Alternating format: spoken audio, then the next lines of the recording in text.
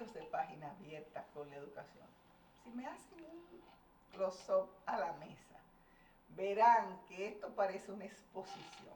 No estamos en una feria del libro, sencillamente estoy compartiendo con un amigo, profesor universitario, médico, ginecobstetra, abogado, pero que a pesar de estas dos profesiones que le demandan tiempo, ha logrado pues sacar un tiempo valiosísimo para escribir sus experiencias profesionales y que además tiene un interés en la historia de las instituciones en que se vincula. Así no es casual que este libro, que se para solo, como ustedes pueden ver, un libro de exactamente 645 páginas, pues esté dedicado a abordar la historia de la Universidad Autónoma de Santo Domingo. Universidad que es su universidad, porque es egresado precisamente de la Facultad de Medicina de esta academia, pero además donde ha sido profesor durante muchísimos años, fue decano de la Facultad de Ciencias de la Salud y vicerrector docente. El que programa, señor, el que tiene la responsabilidad. El rector es una figura pues muy importante a nivel administrativo, pero sobre quien recae la responsabilidad de la docencia es precisamente sobre el vicerrector administrativo. Y además, pues Alejandro pues tiene cuentos y relatos, lo cual también denota pues que aborda la ficción, que aborda las historias, que aborda pues escribir por placer, no solamente como una manera de abordar un tema puntual científico. Medicina forense, nociones históricas del Instituto Dominicano de Seguros Sociales, un instituto que para los más jóvenes se preguntarán qué es, pero sí que fue una institución importante que cubrió precisamente a los empleados públicos y a los privados que llegaban hasta un cierto salario. Tenían la obligatoriedad de pertenecer al mismo y le brindaba salud, le brindaba... Todavía quedan por ahí algunos hospitales, como el Hospital de la Mujer, ¿no, Alejandro? Que queda es correcto. Ahí, que Sí. queda ahí en Digo, la Avenida ya Bolívar. pasó al Servicio Nacional de Salud. Ah, ya no es del...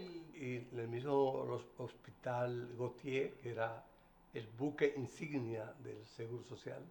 O sea, está asimilado al Servicio Nacional de Salud. Exacto. Ya no hay, porque no existe, no existe el Seguro Social como se concibió en 1948. Y Alejandro, y entonces aquellas personas que tenían unas pensiones que eran muy magras, pero que eran pensiones y que les servían.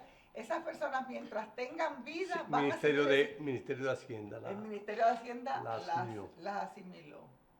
Qué bien. Pero yo recuerdo, Alejandro, que también ellos daban algunos servicios, como por ejemplo, recuerdo una señora que sufría de varices y cada X tiempo las medias que tenía que llevar y cosas así, lo recibía ahí. Entonces esa gente tiene ahora el seguro de Senasa. Oye, debo decirte que la historia del Instituto Dominicano de Seguros Sociales es una historia hermosa. Un orgullo, una aspiración de todo médico dominicano era corresponder al seguro, a prestar servicio en el seguro social, porque pagaba más.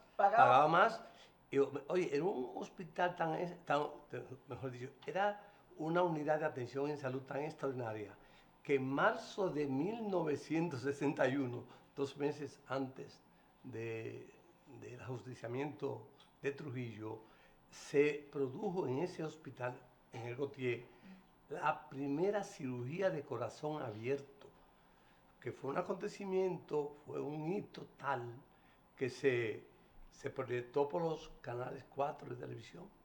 O sea, en vivo se iba proyectando. En vivo. Wow, o sea, en la época de vivo. Trujillo. En marzo de 1961 la realizaron médicos como Chan Aquino, el doctor Félix Goico y médicos que vinieron de Montreal, Canadá. O sea, fue como un joint venture, como dicen ahora. No, fue una intervención extraordinaria y entonces se aplicaron recursos televisivos para hacer al país testigo de ese acontecimiento. Qué interesante.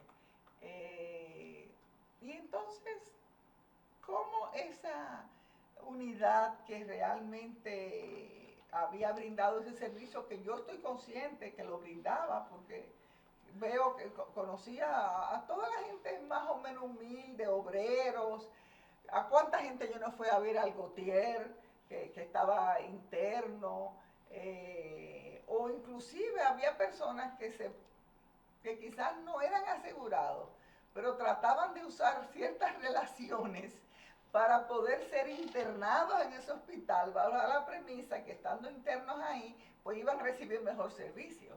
Sin lugar a dudas. Bueno, la historia del Seguro Social es la historia del Seguro Social Universal que, parecido al hoy, el Sistema Nacional de Seguridad Social, tiene su antecedente más anterior a Bismarck en Alemania en 1883, y entonces desde Alemania se irradió a América y a muchas partes del mundo. O sea, tú estás Llegó al hablando país. del Dritte Reich, del tercer Es Reich. correcto, del segundo Reich. El tercer fue de Hitler. Sí. Entonces, llegó al país en 1948 con una ley. Entonces, era una institución tripartita donde estaban los obreros, donde estaba el Estado dominicano y estaba el sector empresarial. Y ciertamente, con su cometido se cumplió, obvio, que un país tercermundista donde el proletariado, el obrero numéricamente no era importante, pero de todas maneras se desarrolló y el Seguro Social llegó a tener 23 hospitales en todo el país. Wow. Vea usted. Y entonces, como tú dijiste, daba primer servicio, la atención en salud humana. Luego entonces también jubilaba y pensionaba, o sea, exacto, daba recursos de acuerdo a esos dos criterios. Sí, porque la gente aportaba una parte mínima. Así mismo, aportaba. Entonces, pero la institución se fue quedando atrás porque fue arropada por la corrupción y por la política, hay que decir. Entonces, cuando se vio la necesidad de que no solamente debían tener derecho a una seguridad social los empleados, sino la población toda, como tú dijiste, solamente quienes trabajaban tenían derecho a estar afiliados al Seguro Social, quienes tenían unos ingresos mínimos. En otras palabras, mientras más ingresos se tenía en el sector público, no se tenía derecho. Entonces, no era viable y modernamente entonces en el mundo surgió la seguridad social, que es la que nosotros tenemos como 8701, que debo decir que fue importante, pero era una ley que debió aparecer, debió entrar en vigencia por unos años y adaptarla, porque Diana y amigos y amigas que nos ven, la ley de seguridad social y sus variantes de la ARS y AFP constituyen, así decirlo literalmente, en estafa. Es un atraco a la población. ¿Y quiénes son los estafadores y atracadores? Bueno, quienes manejan el gran negocio, el sector financiero del país, lamentablemente, y entonces quienes aportan tienen la parte estrecha del embudo. Es necesario con urgencia que la ley 8701 sea modificada y que contemple a lo más importante, que son quienes aportan los recursos y no a quienes quieren ganárselo todo simplemente administrando un dinero que es de otro. Tú estás hablando, tú hablas de la seguridad social. De la seguridad social. Tú estás La ley, hablando la de ley las 8701. dos vertientes de la seguridad social. Sí, Te la explico. AFP y la ARS. O La sea, que corresponde a administradores la de riesgo de salud, administradores de riesgo de salud, sí, y la que corresponde a administradores de de los fondos fondos de de pensiones. pensiones. Que ambos las controlan el sector financiero Obviamente. o el Sí. sector financiero. No, el sector financiero y empresario, no es empresario, pero el sector financiero. Mira, ya te digo, no estoy entrando en exageración. Es una estafa legalizada lo que hacen el sector financiero, porque, mira, tienen la mayor parte del beneficio de los aportes que hacen los trabajadores y las trabajadoras. Pero luego esa millonada de dinero que entra, entonces la prestan a estos intereses al gobierno, al Estado. Y entonces, de los recursos que genera, los muchos recursos que genera, entonces, la mayoría se quedan ellos y entonces le aportan algo a los dueños del dinero, que en proyección, cuando empiece la gran masa de dominicanos y dominicanas a salir pensionados, se calcula que será entre un 20 y un 27% de su último sueldo que se va a ir. Vea usted. Eso es una cosa increíble. En el momento que más necesita recursos, porque es el momento en que por su salud, por una serie de por la edad, se supone que hay más morbilidad, se tiene más enfermedad. Entonces viene un agravante. Cuando tú sales del sistema de aporte, entonces no tiene ARS. ¿Sabías todo eso?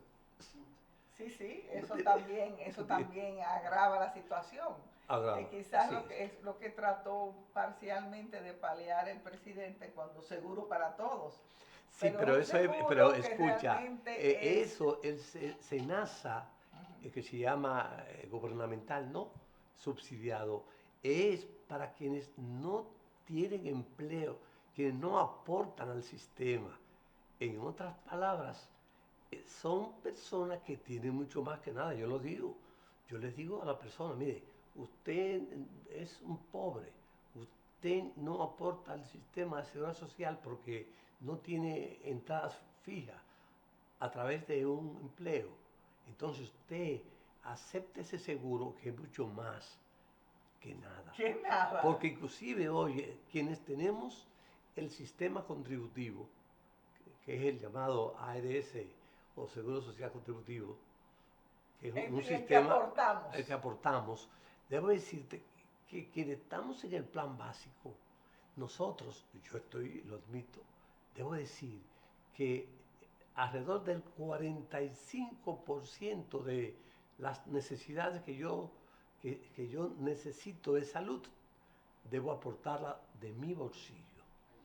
Porque, como tú sabes, es un plan hecho a la medida de quienes administran, la cual medicamentos de primera generación que son más eficaces, más eficientes, no están contemplados.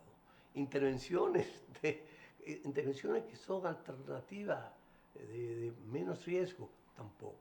Por ejemplo, una persona tiene una lesión de vesicular, necesita removerse la vesícula. Oye, el sistema actual no contempla la intervención a través de la paroscopia, que es un procedimiento mínimamente invasivo, de riesgo muy bajo, donde la persona se somete a intervención, no importa la edad y cuán gordo se puede hacer. Se le hace a través de 3 pequeñas perforaciones y esa persona ese mismo día puede estar en su casa y si no el otro día. No, el seguro no le cubre esta alternativa, esta tecnología, esta metodología, sino abrir el abdomen.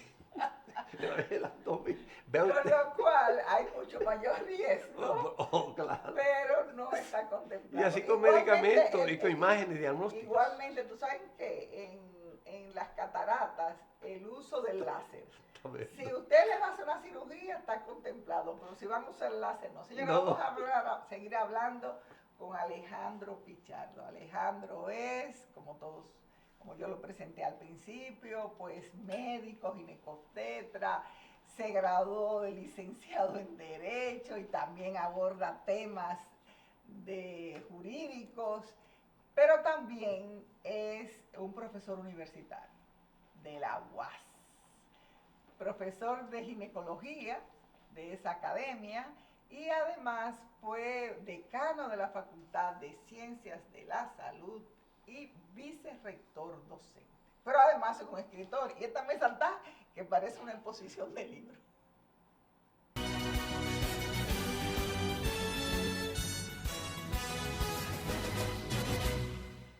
Alejandro, podríamos seguir hablando del seguro, pero tú eres tan polifacético que tengo que abordar otro tema. Vamos a hablar de medicina forense. La medicina forense es algo que apasiona a la gente, señores. ¿Cuántos programas de televisión no vimos todos en algún momento donde pues se producían, incluso hay, en Estados Unidos hay algunos que unos se desarrollan en Miami, otros se desarrollan en diferentes puntos, donde pues ante la muerte de una persona pues se hace la autopsia y se investiga y resultan apasionantes, como algunos elementos. Primero, ¿por qué te interesa el tema de la medicina forense? Bueno, y luego, si tú tienes experiencia en ese tema, déjame decirte. y si tú puedes decir que en República Dominicana realmente se investiga y se aporta la causa real de la muerte. Bueno, déjame contarte. Cuando yo fui estudiante de medicina en la UAS, mi universidad, lamentablemente solamente se imparte la medicina forense en la Escuela de Medicina y no en la Facultad de Ciencias Jurídicas. Es lamentable, porque ese libro mío es texto en todas las universidades del país, en la Escuela de Derecho. Oye bien, en la UAS no. Entonces, porque la UAS no tiene esa materia. En Derecho no tiene medicina. O sea, tiene Derecho forense, pero no medicina forense. No, tiene medicina forense que se imparte en la Escuela de Medicina, okay, pero no se imparte en la Escuela de Derecho. Qué utopía, la primera universidad del país. Sin embargo, las demás universidades sí, en las escuelas de Derecho se imparte medicina forense y ese precisamente es mi texto. Ahora, ¿cómo yo entro a la medicina forense? Tal vez por un problema de compadecer, porque mi profesor, Nelson Astacio, mi profesor de medicina forense, tenía que rogar a los estudiantes de la UAS para que prestaran atención. Y algunos compañeros condiscípulos me decían, ay hombre, yo no voy a ejercer eso, además, esto en el país no tiene mucho sentido, ¿no? Entonces yo le presté atención a solicitud del maestro Nelson Astacio, un gran médico que ciertamente tendrá un hospital que el gobierno actual prometió que se va a terminar este año. O sea, habrá un hospital con su nombre. Sí, en la parte norte de Santo Domingo. Entonces, bueno, sucedió que en 1982, en el gobierno de Jorge Blanco, un profesor amigo me llamó porque el procurador quería ponerle coto a algunas irregularidades que él sabía que existían en la oficina médico-legal del distrito. Que le pidió a él, tú como médico consígueme a alguien que maneje esto y me ayude. Así aparezco yo. Entonces yo fui médico legista del Distrito Nacional. O sea, ahí en la Correy Cidrón, esquina. No. Estaba entonces, porque sí, déjame decirte, entonces existía por lo menos un médico legista, que era un médico general que levantaba los cadáveres, porque es un requisito de ley. Así que yo accedo a ser médico forense o médico legista en 1982. Pero sucede que la medicina forense en el país estaba ciertamente en pañales. Y aquí hubo un asesinato que estremeció al país porque se ligó mucho a la política nacional. Fue el asesinato del banquero Héctor Méndez. Y entonces se pidió un experticio forense, una autopsia forense, pero no había quien hiciera. Había llegado un médico muy diligente de Chicago que hacía medicina forense allá, y él se llamó junto a otro médico que tú lo conoces, el doctor Iván Brugal Velázquez, que era patólogo, pero patólogo clínico. Entonces el colegio médico llamó a esa comisión Sarita Valdés, un médico llamado Samuel Salomón y Iván Brugal Velázquez. Fue la primera autopsia forense importantísima, creíble que se hizo en el país. Debo decirte que de esa parte a hoy, la medicina forense dominicana, Diana Contreras y amigos y amigas, ha crecido mucho, es la verdad. Ha crecido mucho. En este momento, yo debo decir que aquí se están haciendo, bueno, 100% yo voy a decir, de todas las muertes violentas se le hace autopsia. Lo voy a repetir, eso es casi increíble. Aquí toda persona que muere violentamente, homicidio, suicidio, cualquier circunstancia, y fuera de esa también se le está haciendo autopsia. Yo soy un testigo de excepción. En el hospital Maternidad de Altagracia, mi hospital, toda mujer que muere, toda, Y todo absolutamente niño todo, también. no, casi todos los niños, pero no todos los niños. Pero sí, toda mujer que muere se le hace autopsia. La medicina forense, oye, es una ciencia de un valor extraordinario en los asuntos en general, pero en los asuntos penales. Porque la medicina forense no es solamente importante en medicina, en derecho penal, sino también en derecho civil. Pero en el derecho penal, en ninguna parte del mundo civilizado hoy se acepta que un expediente jurídico de tipo penal está completo si no tiene ese elemento, de esa expertise del médico forense. No existe hoy. Y entonces, porque si hay, si hay un estudio que no miente, porque los cadáveres no mienten, a una persona puede manipular, un experto puede interrogar a un inculpado o a alguien cualquiera, un testigo cualquiera, y podría manipular. Pero a veces no quiere manipular y un problema de cerebro, una traición cerebral, puede mentir. Pero el cadáver, Diana Contreras y amigos y amigas, no miente, dice la verdad. Usted lo busca. Por tal razón, eh, tiene una importancia extraordinaria y el país, debo decir, que lo asimiló. En este momento, la Universidad Autónoma de Santo Domingo tiene una residencia de médico forense que está, como tú dijiste, en la Santo Tomás de Aquino con Correa Cidrón, donde está el Instituto de Patología Forense, ahí está. Pero el país tiene, en este momento, 4 grandes centros para realizar autopsia tipo El regional. Marcelino Vélez, creo, ¿no? Sí, es un centro sí, porque nuestro Instituto de Anatomía Patológica se ha quedado muy pequeño para una ciudad muy grande ya, de 5 millones casi. Entonces al Marcelino se está enviando algunos casos de muertes violentas y también los casos de muerte materna y otro tipo de muerte. Alejandro, voy a aprovechar que tú mencionaste que se le hacen autopsias a todas las mujeres que van al hospital ginecológico, o sea que a todas las parturientas No, pero no de la maternidad, del país. del país. Sí. Perfecto. Entonces yo te pregunto, ¿cuál es la causa de que en República Dominicana haya una alta incidencia de la muerte materna cuando era uno de los objetivos precisamente del milenio? Del milenio, sí. Entonces, ¿por qué en ese punto nos hemos quedado tan rezagados? Oye, la muerte materna es, yo digo, es una realidad vergüenzas nacionales.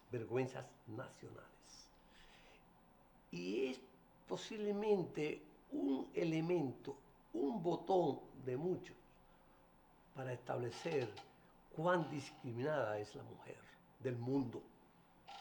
Del mundo, sobre todo si es pobre. Porque Diana, desde hace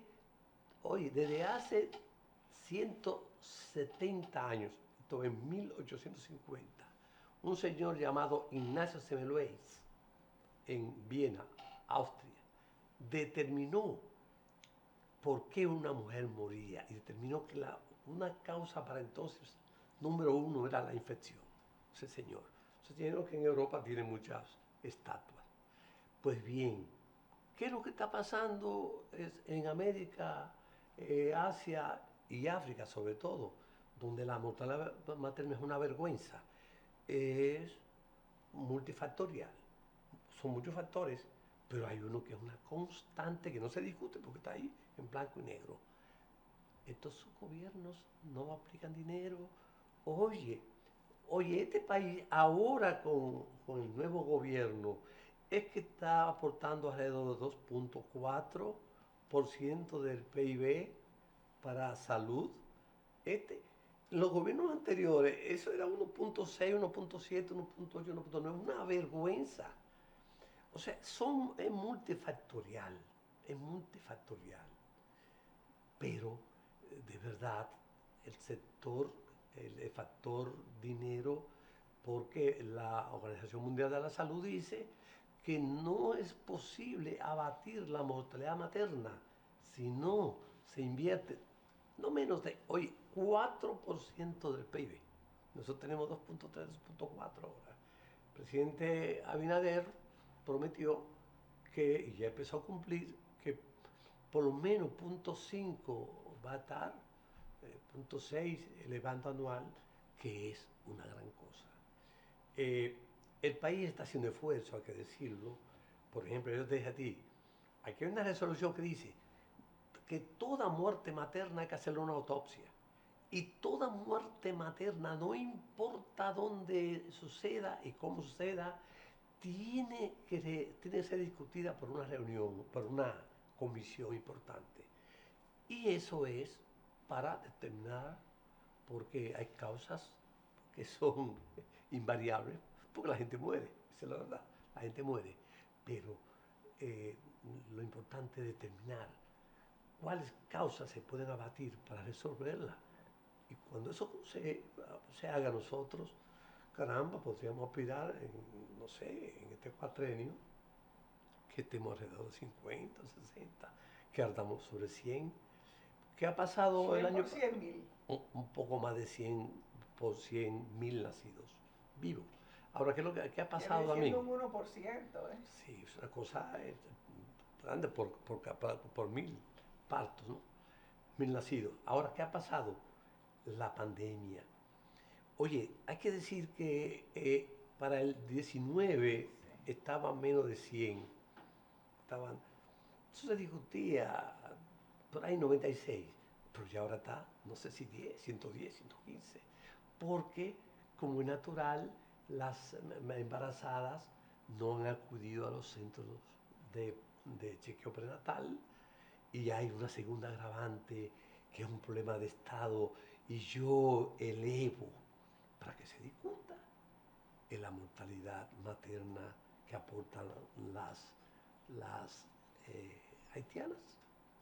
Oye, pueblo dominicano. Porque pueblo dominicano. se calcula como Oiga, incidencia en República sí, Dominicana. claro, porque es donde se produce el pueblo dominicano. Claro. Usted no sabe lo que está significando eso.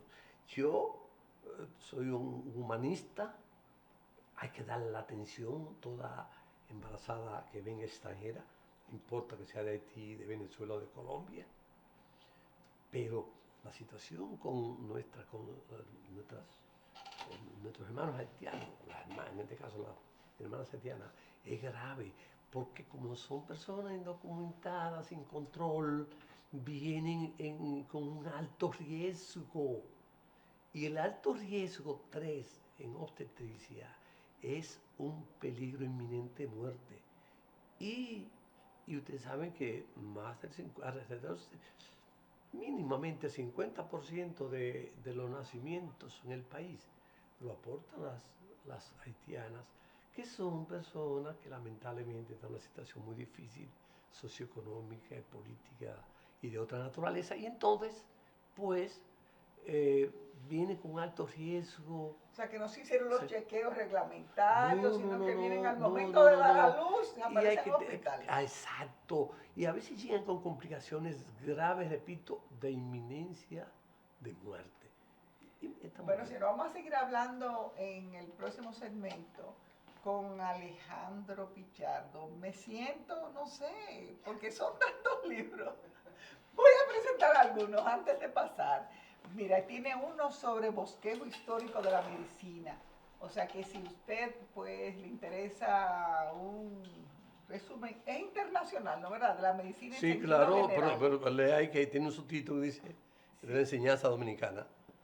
Entonces, ¿qué Pero tiene? aplicado, claro, a la enseñanza dominicana. Tiene este que es debe ser su buque insignia. Miren qué libro, miren qué libro. Que es sobre un manual de ginecología, orientado a los estudiantes de medicina. Y a los especialistas. Y a los especialistas. Tiene también aquí un convenio de Santo Domingo en la isla y ciudad de este nombre, origen y vicisitudes. Es la bula in apostulatus culmine, que es la que... La se electora emite de la Universidad de Santo Domingo. exactamente el 28 de octubre de 1538, que pues establece la fundación en la ciudad de Santo Domingo de un instituto de estudios superiores de una universidad, que es la que nos abarca a nosotros la UAS. Tiene, bueno, aquí son uno de bioética, que ustedes lo vieron, que es un preocupado por la ética, por el buen accionar, y en el caso de la medicina. También sobre la obstetricia. El otro es ginecología y este es la obstetricia, que ustedes saben que los médicos obstetras son los que traen los bebés al mundo. Pero también Alejandro pues abarca los temas de la ficción, de la escritura por placer, de los recuerdos de su ojo de agua querido. Miren, que todo el que lo conoce sabe que es de ojo de agua. Así como quizás alguien que me conoce a mí no sabe que soy de Santiago. Todo el que conoce a Alejandro sabe que es de ojo de agua. Ojo de agua Salcedo. Salcedo. Hay muchos ojos de agua. Pero hay más de uno. Sí, Oh, no hay sabía. más Onigüe, claro, hay muchos. Bueno, pero como el muy conocido O sea, es como Atillo, que hay muchos Atillos. perfecto. Señores, en el último segmento vamos a seguir hablando con Alejandro de dos libros que va a poner a circular. ¿Ustedes saben dónde? En Ojo de Agua. En Ojo de Agua. Los va a poner a circular y eso lo hará muy pronto. Y él nos va a hablar de estos dos libros.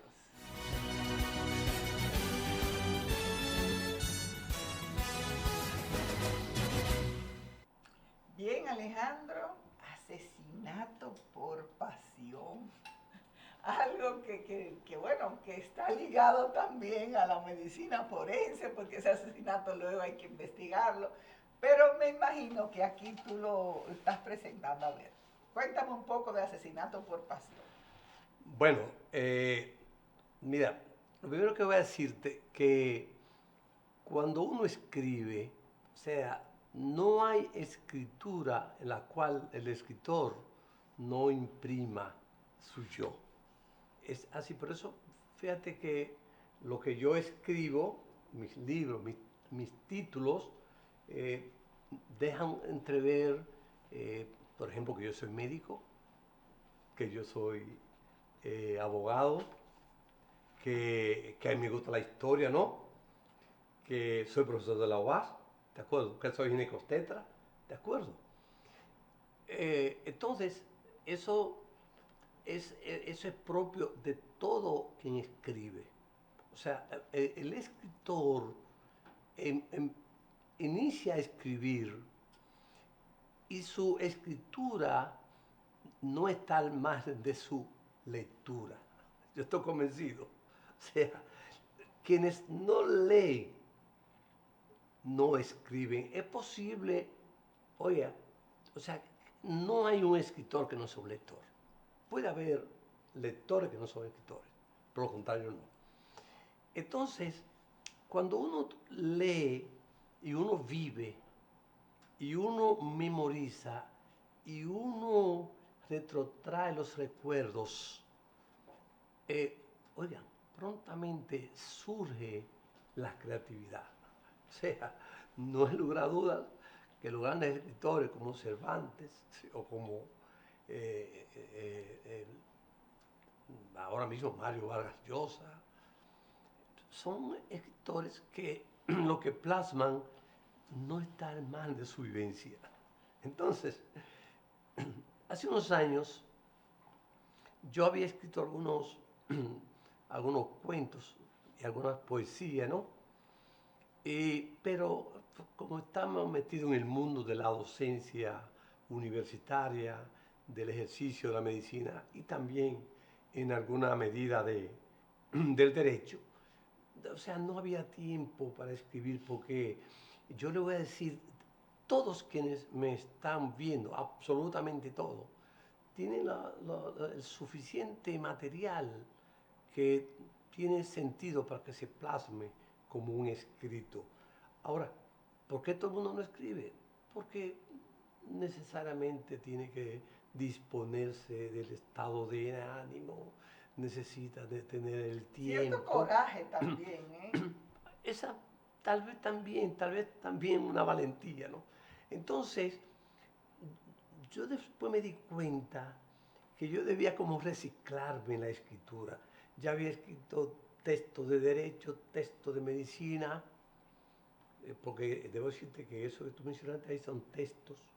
La bioética es un texto de medicina, la ginecología es un texto, en fin. Entonces, escribir literatura didáctica es muy compleja, Diana, muy compleja. Porque, por ejemplo, ese libro de ginecología que yo le puse, Manual de Ginecología Pichardo, le puse, ¿no? Eso se usa mucho Sí. en medicina, ginecología Telinde, de acuerdo, cirugía Harrison, en fin. Entonces, pero yo duré 4 años escribiendo ese libro, ¿no? 4 años, porque cada párrafo que tú vas a decir, tú tienes que explorarlo a ver si tú necesitas que esa aseveración tenga una fuente.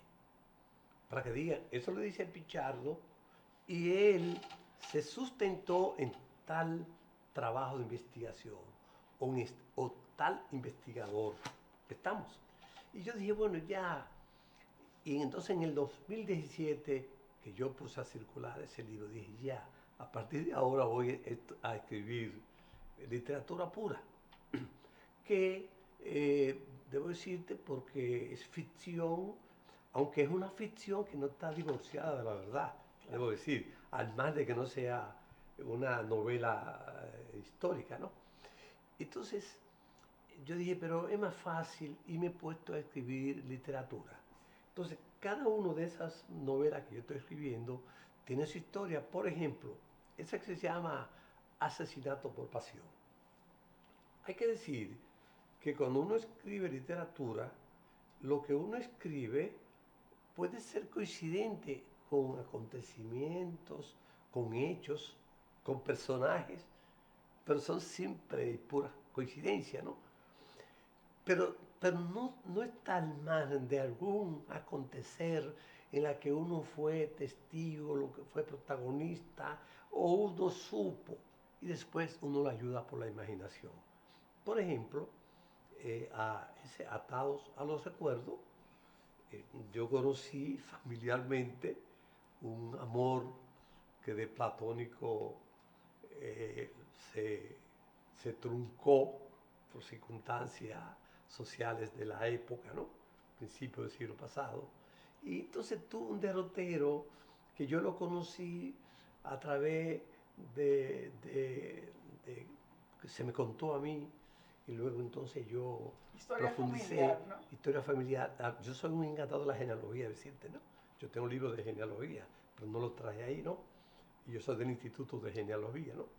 Y entonces yo escribí entonces esa novela Atados a los recuerdos, por, por- por el final de ese amor platónico y que sucedió en el discurrir de decenas de años. Ahora, por ejemplo, Asesinato por Pasión, que es una de las dos novelas que voy a poner en mi ojo de agua querido a circular, debo decir que desde muchísimos años atrás, en el aula, yo, el primer día de clase que le llamé Introducción al Conocimiento de, entonces la asignatura, ese día yo elegía una comisión de estudiantes para que fuera intermedio entre los estudiantes y yo. Y entonces eh, yo descubrí una joven muy diligente que hablaba bien, me lució muy espabilada la muchacha. Y entonces yo la incluí en la comisión. Pero me extrañó, yo había dicho que uno de los compromisos para estar en esa comisión era que no faltara nunca. Y sucede que después no asistió. Yo dije, pero ¿y esta persona? Nadie sabe de ella, ¿no? Yo dije, no, vamos a sacarle atrás a ver qué pasó con esa persona, ¿no? Supimos que la muchacha, oiga, se había desaparecido. Se había desaparecido la muchacha. Entonces nosotros fuimos al lugar por la universidad donde una casa grande de esa antigua, casa la hacían con mucha amplitud, la habían subdividido como en cubículos para rentarle a estudiantes. Diana, si tú no sabes, en el campus, digo, en la ciudad universitaria, no en el campus, sino en la ciudad universitaria, que así se llama ese sector, hay muchas casas así, no sé si tú tenías esa idea, ¿no? No sabía. Ah, no, oye bien, allí hay casa que vivía una familia antes y ahora viven 7, 8 estudiantes y 10 que lo han dividido, ¿no? Y son muchachos que vienen del interior del país y hacen su vida con mucha independencia. Pues eso sucedió con ella. Esa muchacha la desaparecieron y duró mucho tiempo, hasta que finalmente apareció muerta. Entonces, yo que leo mucho, porque yo he leído mucho, he leído casi todas las obras de Agatha Christie. Y Agatha Christie tiene una obra que se llama Matar es fácil. Y cuando yo leí esa obra, yo quedé convencido de que matar es muy fácil, pero muy fácil. Y por eso que en el mundo, en el mundo se mata mucha gente, se queda impune, pero mucha gente, ¿no? Mucha gente se queda impune, ¿no? Sobre todo un mundo tan heterogéneo y tan volátil, de tanto movimiento. Entonces yo conocí detalle de eso, ¿no? Y naturalmente que eso es ficción, pero Pero la yo, inspiración mi fue creatividad sí, para esa novela fue ese hecho un estudiante. particular, y le puse, porque yo conocí detalles, porque en el transcurrir del tiempo, eso fue en el 15, y en el transcurrir yo conocí todos los detalles del caso, cómo sucedió. Entonces escribí esa novela. La otra novela, Que se llama Desastres y Falsas creencias, Creencias. no está al margen de, de vivencias que, recuerda que yo nací en 1947 en un campo donde hay mucha familiaridad, una sociedad entonces muy homogénea, y entonces yo conocí una serie de hechos y entonces quise plasmarlo muchos años después. Por sí, yo te digo que hay cosas que le llegan a uno y hace muchos años y le llegan otros más. Entonces en el cerebro eso viene como una competencia y de buena primera tú entonces te pones, déjame ver, y entonces surge eso. Y como es natural, uno empieza porque uno empieza escribiendo y de verdad en el camino las cosas van surgiendo, ¿no? Y entonces uno va borrando, va agregando y entonces sale la trama que como es natural, yo no soy tal cosa del otro mundo, yo soy una persona, yo soy muy humilde, me decirte, muy humilde. Oye, yo debo decirte que yo la mayoría mis libros, yo no los pongo a circular. ¿Tú sabías eso? ¿No? O sea, yo nunca he mandado un libro a un concurso. Nunca, nunca, nunca, nunca en la vida. ¿Tú sabías eso? Nunca, nunca, nunca. Me dijo el doctor Fernando Sánchez Martínez, pero ya tú, bueno, que Fernando Sánchez, que también un prestigioso médico, rector, sí. Psiquiatra. Sí, psiquiatra y de todo. Es un hombre extraordinario. Entonces, él me dijo que un día se atrevió y mandó, y después alguien cogió un libro de él, lo envió, puso a concursar y ganó. Y entonces, nosotros hablamos mucho, él y yo hacemos peña, para que estas neuronas se mantengan medio activas, ¿no? Y debo sí decirte que nosotros en el país tenemos el problema porque es necesario estimular más la escritura. Y República Dominicana, es un orgullo decirlo, Diana, la gente sí escribe. ¿Cuántos dominicanos escriben? Yo creo que aquí hay relativamente más dominicanos y dominicanas que escriben que quienes leen. Oye, pero yo te voy a decir un asunto. Oye bien, nosotros tenemos una sociedad que se llama así, oye, Sociedad Dominicana de Médicos y Escritores. Oye, ¿tú sabes cuántos médicos que están en la sociedad? 48. Que están en la sociedad. En la Sociedad de Médicos y Escritores. Posiblemente no estén todos. Pero, no, posiblemente no. Ahí no está la mitad. La mitad no está ahí, que escrito un libro. Ahí está lo sí, que pero hay muchos médicos que incursionan en otras áreas también, como la historia, ¿no verdad?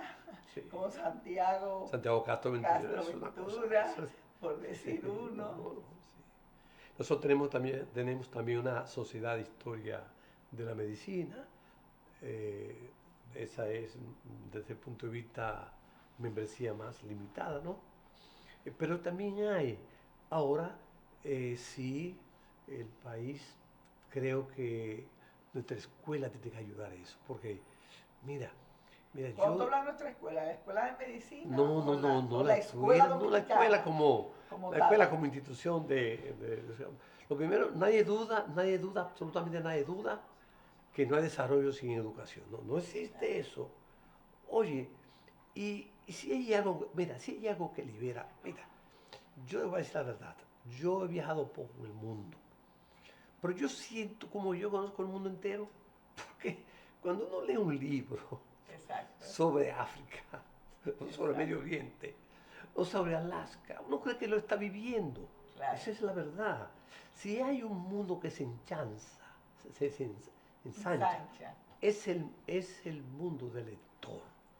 Y yo creo que la lectura, la forma de estimular la lectura, es a través de mecanismos donde el hogar puede ser parte, pero es la escuela, porque la escuela es el gran centro de impacto.